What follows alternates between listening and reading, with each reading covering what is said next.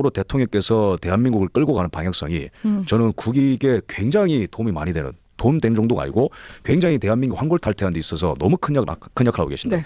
특히 외교안보 분야, 예. 그다음에 뭐 민노총과의 어떤 이런 뭐 타협 없는 대결 이런 부분을 봤을 때 이전에 문재인 전 대통령을 겪었을 때가 제가 20대 후반에서 30초였는데 너무 힘든 거예요. 예. 부동산 가격도 폭증하고 그렇죠. 김정은에게 굴종적이고 중국 가서 혼밥하고 이런 거 보다가 윤석열 대통령 하는 거 보니까 이제 조그마한 부분에서는 비판받을 부분이 있어도 괜찮은 부분이 너무 많은데 예. 왜 이렇게 이 언론사들이 너무 괴롭히고 왜 이렇게 탄핵 시위를 뭐 187인가요? 그렇게 하는 거 보면서 네. 뭔가 좀 사명감 같은 걸 느꼈어요. 그래서 예. 윤 대통령 임기 초부터 잘하는 거는 잘하는 대로 말하자. 그게 뭐 잘못된 게 아니잖아요. 네. 뭐 그다음에 뭐 캠프 데이비드 협정부터 해서 원전 복구, 기타 등등 그다음에 뭐 방산 수출 그렇게 쭉 해오다가 계엄령을 딱 선포를 하시는데 제가 처음에 드는 생각은 군 통수권자로서 이유가 있을 거다. 저 그렇게 바라봤습니다. 예. 대통령께서 그 탄핵 심판 마지막 그 변론 때도 헌법재판관들에게 말씀을 하신 게 국가 원수로서 다룰 국가 기밀을 참고하여서 최종적으로 지혜로운 판단해달라고 말씀하셨는데 저는 그렇게 바라봤어요. 아 뭔가 이유가 있을 거다. 그래서 네. 처음부터 저는 쭉 지켜봤는데 오히려 너무 빨리 해제가 돼서 뭐지 이게 새벽에 저는 좀 이게 목적이 달성된 것 같지 않은데 왜 그렇게 빨리 끝내셨을까? 근데 이제 그 다음 그래서 제가 밤에 잠을 못 잤어요. 왜냐하면 계엄령 이게 이유가 분명해야 이게 국민들이 납득을 할 건데 뭘까? 예. 이유도 오후 내내 한번 고민해봤어요. 왜 하셨을까? 그래서 12월 3일에 그 계엄령을 선포하실 때 쭉 말씀을 하시는 게 국회 폭거와 예산 탄핵과 이런 걸 쭉 이제 듣다 보니까 그래 여기에 좀 각주를 달아가지고 비판은 국민들의 몫인데 예. 왜 했는지는 좀 제대로 알릴 필요가 있겠다. 그래서 지는 좀 제대로 알릴 필요가 있겠다. 그래서 제가 민주당의 예산 탄핵과 그다음에 그 탄핵 중독의 상황과 국내외적으로 중국 공산당의 위협 이런 거를 이제 위주로 또 꼭 짚어가지고 좀 이제 말씀을 좀 드렸더니 특히 청년들이 보고 좀 많이 놀란 것 같아요. 네. 계엄의 방법에 대해서는 아직까지도 갑론을박이 있는 거 알고 있습니다. 근데 청년들이 최소한 그때부터 지금까지 동의하는 건 뭐냐면은 당위성 국가의 위기는 실존하구나. 그래서 저도 어쨌든 대통령이 바라보는 그것을 계속해서 바라보려고 노력을 해왔기 때문에 네. 계엄의 이유를 들어보자 이런 스탠스로 길게 대답할 수밖에 없지만은 축약해서 예, 말씀드리고 또 이제 우리 그 기자님 그 김용섭 전북대 교수님께서 짚으신 대로 계엄에는 여러 종류가 있습니다. 전시에 선포하는 계엄령이 있고 전시가 아닐지라도 공익 목적 달성을 위한 연성 계엄이 있습니다. 그래서 이 김용섭 법대 교수님의 표현대로 윤 대통령의 계엄령은 누군가를 뭐 처단하고 이런 걸 위해서 계엄령을 선포하신 게 아니고 국민들에게 위기를 알리기 위한 연성 계엄 즉 계엄령이라는 포맷 형식을 빌려서 대국 국민들에게 대통령이 쓸 수 있는 가장 강력한 메시지 수단을 쓰신 거죠. 네. 저는 그렇게 해석을 하고 있고요. 그래서 대통령께서 이 헌법재판소에서도 말씀을 하신 게 반대 이제 국회 소추단에서 실패한 계엄령이라고 말하자 대통령께서 뭐라고 반박하셨냐면은 실패가 아니고 성공이라고 말씀하셨는데 그래서 국민들에게 이런 국가의 총체적인 위기를 알리는 것이 바로 계엄령의 목적이라면 국민들이 깨어났다면은 성공이다라는 그런 어떤 생각으로 그렇게 말씀하셨겠죠. 예. 그래서 저도 계엄의 목적이 국민들에게 위기를 알리는 거였고 그게 성공했기 때문에 저 또한 계엄령이 성공한 계엄령으로 평가를 하겠습니다. 그다음에 대통령께서 이러한 초강수를 쓸 수밖에 없었던 이유를 한 3가지 정도로 좀 말씀 좀 드리자면요. 조선일보 기사에서도 참 그 폭넓게 다뤄져서 제가 감사한 부분인데 창원 간첩단 사건, 네. 제주 간첩단 사건은 이재명 당대표가 쓰는 수법과 똑같은 수법을 써서 재판부 기피 신청, 그다음에 뭐 국민들의 뭐 방청, 그 기타 이제 재판을 지연시킬 수 있는 모든 방법을 총동원 하여서 지금은 석방에 되어서 재판이 올 스톱된 상태입니다. 2년 이상 스톱이 된 상태입니다. 예. 간첩이죠.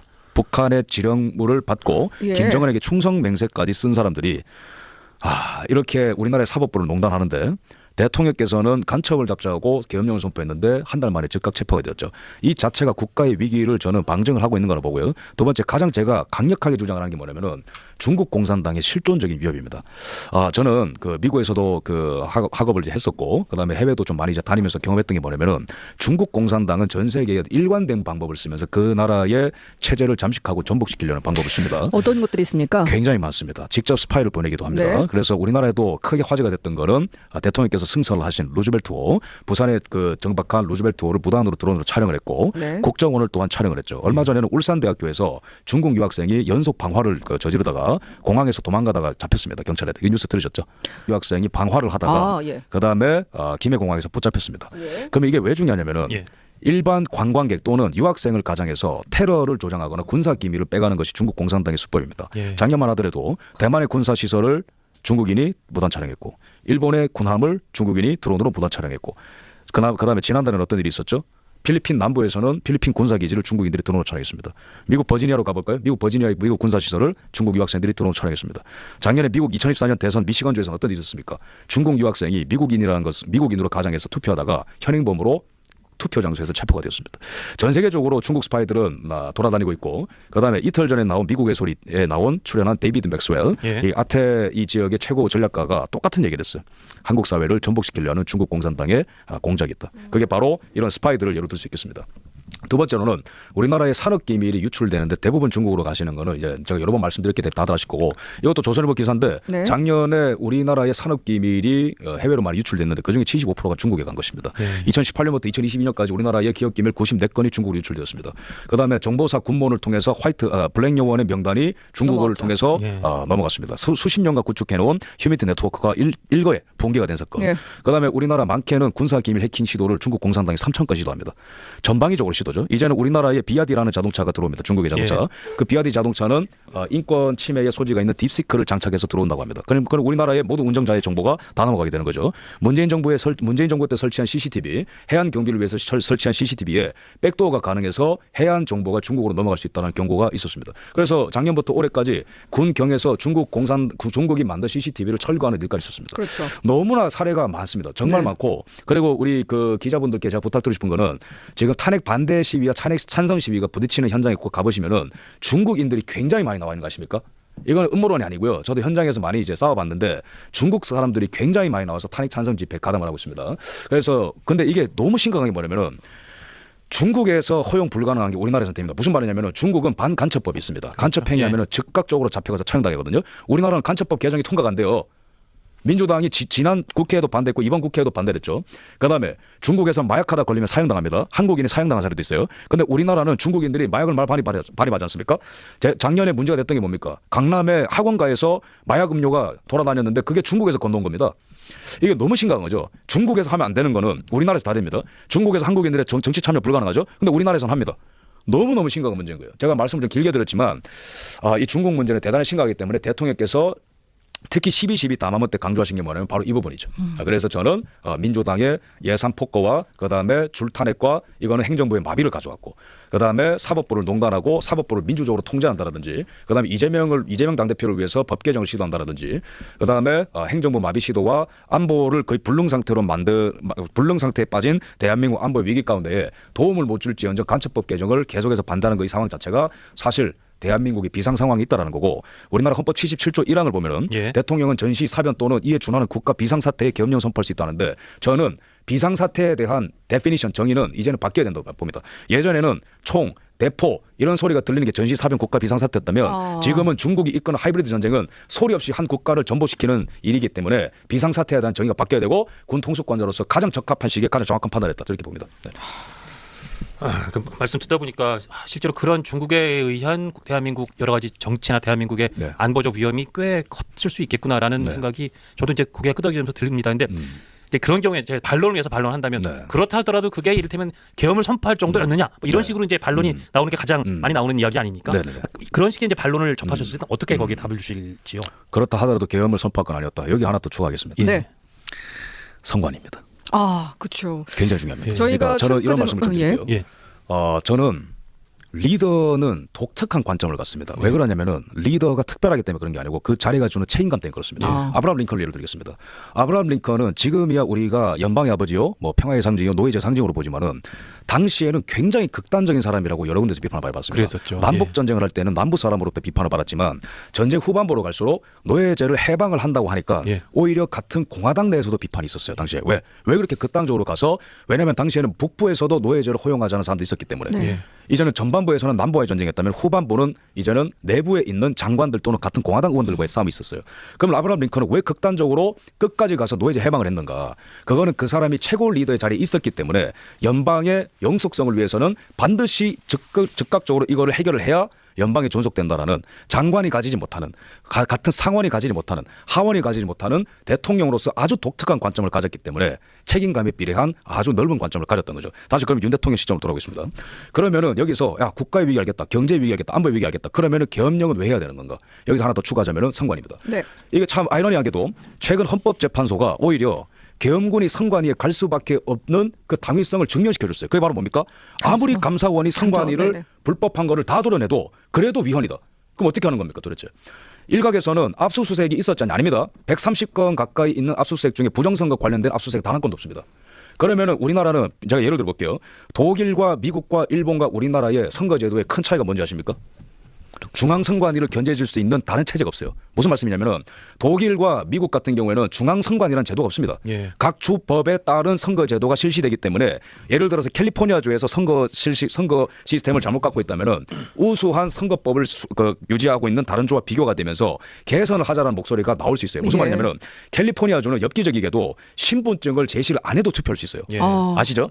근데 미국은 공화당 주지사가 있는 주는요 철저하게 검사합니다. 예. 신분증 제시하십시오. 예. 그다음에 주소 맞는지 확인하겠습니다. 그다음에 우리가 12월 3일에 선거가 끝나면 그 다음 날 도착하는 우편 투표는 유효표를 인정 안 합니다. 엄격하죠. 네. 근데 블루스테이트 즉 민주당 주는 이게 지켜지는 죄가 없기 때문에 부정선거 사례가 너무 많습니다. 연방 검찰청의 자료가 너무 많고요. 우리나라 YTN에서 보도된 게 뭡니까? 코네티컷 주에서 한 시의 시장 선거인데 우편 투표함에 투표용지를 수십 개를 집어넣다가 현장에서 걸려가지고 CCTV가 있으니까 그냥 코네티컷 주의 그 지방 판사가 선거 다시 하라고 판결했어요. 예. 엄청난 일들이 미국에는 전역에서 일어나는데 네. 독일 같은 경우에도 연방제죠 거기도. 독일 같은 경우에도 주법에 따른 여러 방법으로 선거를 치르는 곳이 있다 보니까 야 이상하게 투표하는 데는 저 주법에 따라서 비교가 되니까 고쳐 이게 돼요. 일본 같은 경우에도 중앙선관위가 비례 선거만 감당하고 지방에 있는 선관위들은 지역구 관리를 합니다. 그러니까 서로 견제와 균형이 된다는 거죠. 근데 우리나라 선관위는 그게 안 돼요. 네. 중앙에서 모든 거를 컨트롤합니다. 선거 이거 조선일보 기사도 나온 건데 조선일보 선거 업무는 감사 안 받아. 저는 그 사설을 굉장히 감명 깊게 읽었습니다. 그게 작년인가 재작년에 나온 사설인데 거기에 요지가 뭐냐면은 감사를 거부한 선관위가 감사를 받았더니 채용 비리가 1,200건이 나왔더라. 예. 근데 만약에 선거 업무를 감사받으면 어떤 일이 일어날까라는 여지를 둔 사설이죠. 예. 그러면은 또 하나 우리나라의 독특한 구조. 이거는 국민의힘에서도 한번 제도 개선에 대한 토의가 있었던 것인데 사법부와 선관위가 연합이 되어 있는 굉장히 독특한 구조를 갖습니다. 사실상 압수수색, 수사, 감사가 불가능하게 원천적으로 봉쇄가 된 거죠. 그래서 이것도 조선일보 기사인데 이번에 헌법재판소가 감사원의 선관위 감사를 위원으로 결정한 데는 헌법재판관 8명 중에 6명이 선관위원장 출신에서 그런 거 아니겠나라는 의혹을 제기했죠. 합당한 질문입니다. 예, 그러면 의혹이 여기서 있습니다. 제가 드는 질문이 뭐냐면은 감사원의 감사도 헌법상 독립기관이라는 이유로 거부해. 국정원의 보안점검도 100% 된 겁니까? 5% 보안점검도 그것도 겨우겨우 따낸 겁니다. 검찰의 수사도 안 됩니다. 헌법재판소가 이렇게 보여줍니다. 그러면은 이 자체가 계엄군이 들어가지 않고는 수많은 부정선거의 의혹을 검증할 수 없는 제도적으로 거의 꽉 막힌 상태라는 것을 방증하고 있는 거죠. 그래서 계엄령의 목적은 국민들에게 대한 대국민 호소도 있지만은 대통령께서 밝히신 대로 이러한 이유들 때문에 계엄군이 들어가서 거기에 장비가 무엇이 있는지 실태가 무엇인지 점검할 수밖에 없었다라고 저는 판단하고 있습니다. 알겠습니다. 알겠습니다. 자, 그리고 특정 정치인들 유튜브에서는 밝히셨는데 저희는 밝히지 않도록 하겠습니다. 특정 정치인들의 중국 연루설을 네. 최근에는 강력하게 네. 제기하고 계신데요. 네. 이게 어떤 내용인지 저희가 좀 들어볼 수 있을까요? 제가 또 인용하겠습니다. 네. 작년에 나온 월간조선 기사입니다. 예. 아, 조선 매니아시군요. 저는 네. 조선일보를 좋아하고 네. 가끔은 미워합니다. 솔직하게 말씀드릴게요. 네. 저는 뭐 거짓말 못하니까요. 예. 왜 미워하냐면은 신뢰를 하기 때문에. 아, 신뢰를 하는데 가끔 너무 좀 네.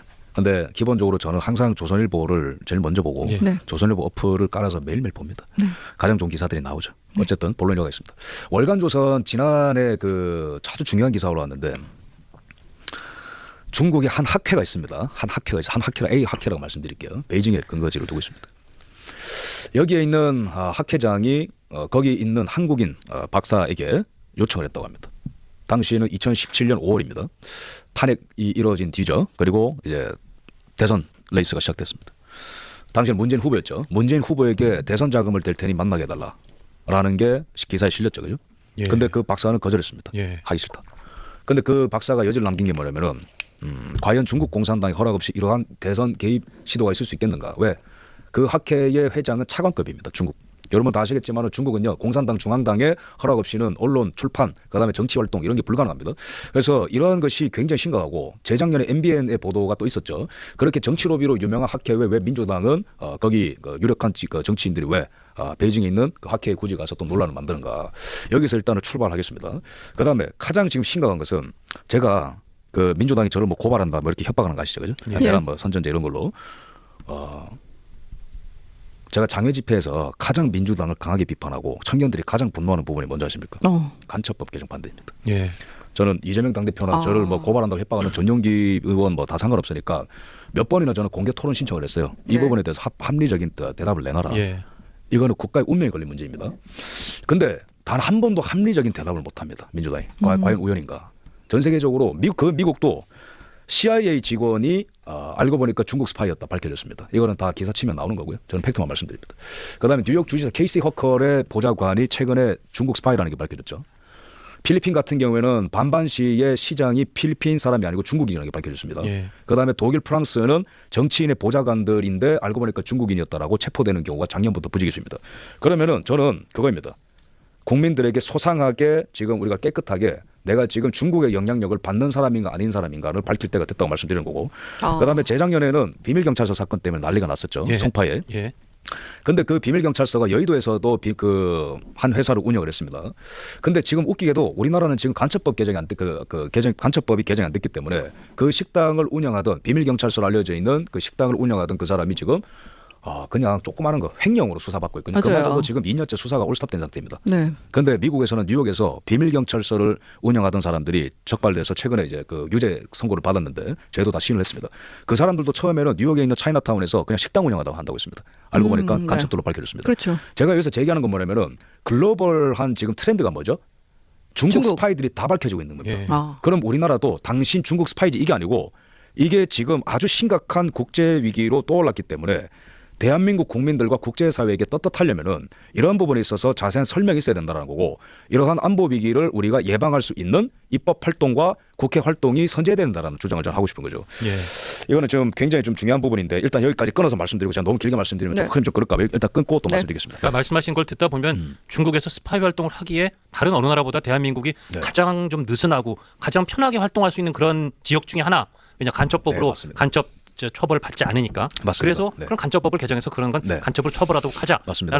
그런 주장이 강하게 제기됐는데 네. 민주당 그런 주장이 강하게 제기됐는데 네. 민주당은 왜 무슨 네. 이유인지 모르겠으나 네. 거기에 선뜻 응하지 않고 있다. 맞습니다. 이상하지 않. 민주당은 왜 무슨 네. 이유인지 모르겠으나 네. 거기에 선뜻 응하지 않고 있다. 맞습니다. 이상하지 않느냐. 그런 취지가 되는 거예요. 네요. 네.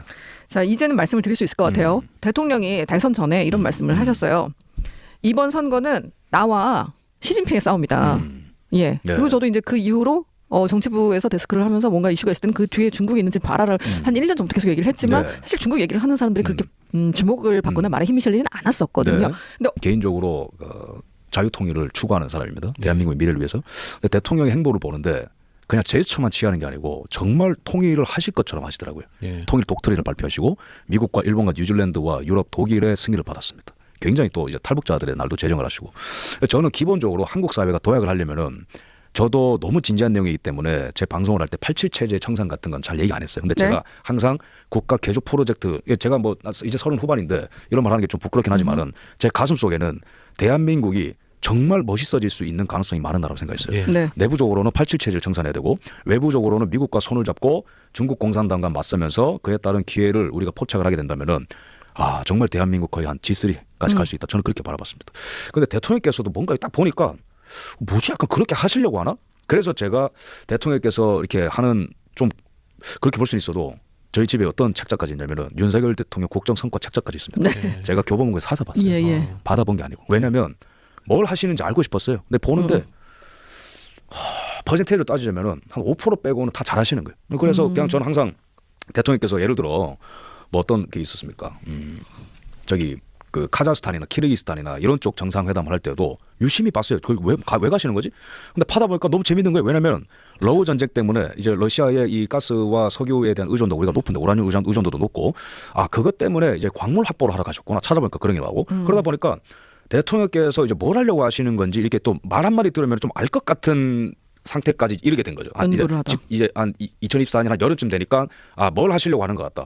그러다 보니까 계엄 때도 그냥 싱크가 뭐 맞는 듯이 보일 수 있는 거죠. 네. 그래서 제가 뭐 대통령이랑 뭐 대화하고 그런 거 하는 없습니다. 사실 대통령이 그 개엄 이후 이런 얘기를 네. 했어요. 메시지를 남기면서 저도 지금 한남동 관저 앞을 지키고 있는 그런 젊은이들이 어떤 생각으로 이렇게 나를 위하고 나와 함께 하는지 궁금하고 대화를 하고 싶습니다라는 말을 남긴 적이 있었거든요. 실제 그게 성사됐는지 궁금했습니다. 네. 네. 근데 대통령께서 시진핑과의 대결이다 이런 말씀을 출마 전에 말씀하셨나요? 네, 그건 저만 알고 있는 내용입니다. 그러세요? 아주 소수의 기자들만요. 좋은 정보네요. 정보력이 있는 기자만 알고 있는 내용이죠. 네. 저는 정보력이